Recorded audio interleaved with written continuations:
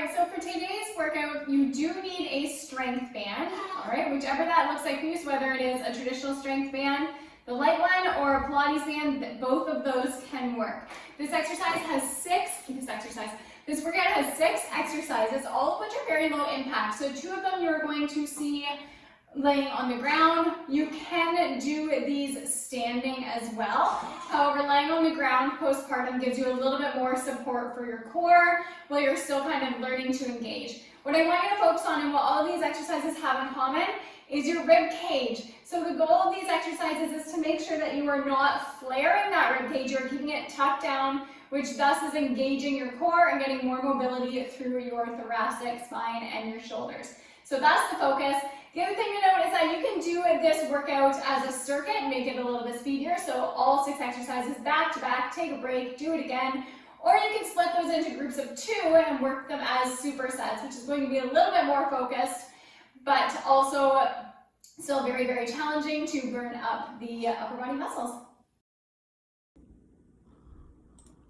So for this band press, what you want to do is make sure that you are keeping the ribs down, so you're engaging the core muscles. You do want to fully extend your arms, but you don't want to thrust your hips forward. Try and engage your glutes at the top. And if you need to, connect the movement with your breath, so exhale as you push up, inhale as you bring that band back down to your chest. You are then moving into band pull aparts. So with your palms facing down and a slight bend in your elbows, you're going to open up that band, and you really want to make sure that you are opening up through the back of the shoulders. So almost like hugging a tree. If you look, the shoulder blades should be moving at the back. You're pinching your shoulder blades. You're opening your arms wide versus rowing your elbows backwards. One of the things you want to focus on as well is not shrugging those shoulders up towards your ears. And again, trying to keep those ribs in a proper line. Next, we are going into pullovers. So when you are laying flat on the ground, if you're very new postpartum, you can have your knees bent. This is going to make it a little bit easier to keep your ribs down and engage your internal abdominals.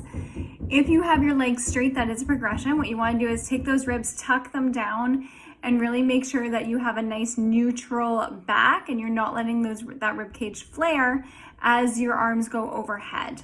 All right, so we're working a lot of mobility there through the upper back and the shoulders in order to maintain that position. Again, you can always bend the knees to make this a little bit easier if you find yourself flaring, but try to reset with every repetition so that you are getting quality reps and not just kind of going through the movements. It should feel like a nice stretch as you bring your hands back towards the bench or whatever you have it anchored to. Coming up next is lying front raises. So again, we're laying down just to support the pelvic floor and the abs a little bit more if you're very new postpartum. So you can bend those knees to make it a little bit easier, but you can also do this exercise standing. So standing on the band and rowing your elbows up. Make sure the elbows stay high. The rib cage should stay mostly tucked. It shouldn't be flaring with every repetition, and you don't want to be shrugging your shoulders at the top of that movement. You just want your elbows up to hit the front shoulder muscles there. Again, you can do this standing. Lying on the floor just gives a little bit more support all around.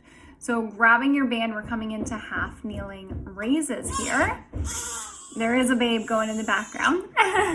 So with your half kneeling raises, you want to engage your core muscles in the sense that you're not flaring your rib cage and arching your back with every single repetition. You should have the bottom knee, the glute of the bottom knee, very, very engaged and activated in order to give you a lot of support. And you do want to keep your hips squared.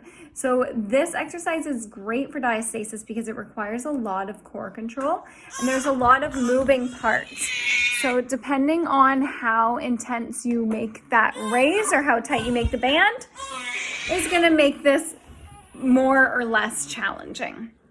Okay, and then finishing off, we are going with tricep extensions. So these can be done obviously seated, standing, or in this case, kneeling. And what you want to do with those is you want to make sure that you are fully unbending the elbow. So you're locking it out behind you without swinging your hand behind your back. You do want to lock out and you want to control the motion as you come up. Okay, so you want to make sure that you're not just snapping the elbow up.